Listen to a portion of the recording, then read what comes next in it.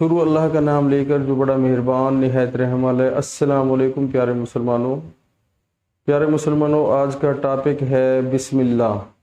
यानी कि हर काम स्टार्ट करने से पहले हमें बिस्मिल्लाह पढ़ना चाहिए। बिस्मिल्लाह के फ़ज़ाइल आपको बताता हूँ।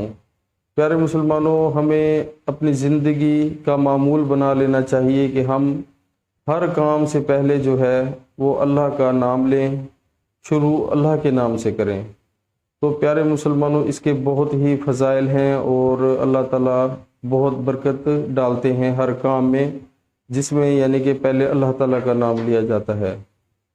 तो मिसाल के तौर पर प्यारे मुसलमानों, जब हम घर में दाखिल होते हैं और घर वालों को सलाम करते हैं तो उसके फ़ौरन बाद हम कोई चीज़ मसलन तकिया उठाते हैं तो तकिया उठाने से पहले बिस्मिल्लाह पढ़ लेना चाहिए।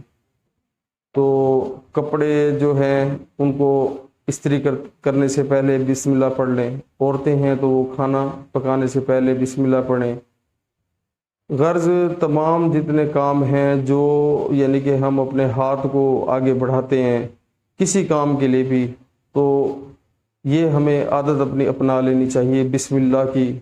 तो इसमें बहुत ही बरकत है अल्लाह ताला की तरफ से, और शैतान जो है वो दूर भाग जाएगा और वो जो काम हम करते हैं जितने भी उन सब में आसानियाँ होंगी। तो अल्लाह ताला हमें इस पर अमल करने की तौफीक अता फरमाए।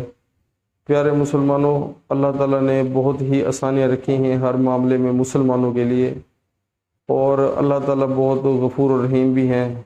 लेकिन अफसोस से कहना पड़ता है कि हम मुसलमान जो सुनते हैं, जो अल्लाह के हुक्म हैं, वो भूल बैठे हैं।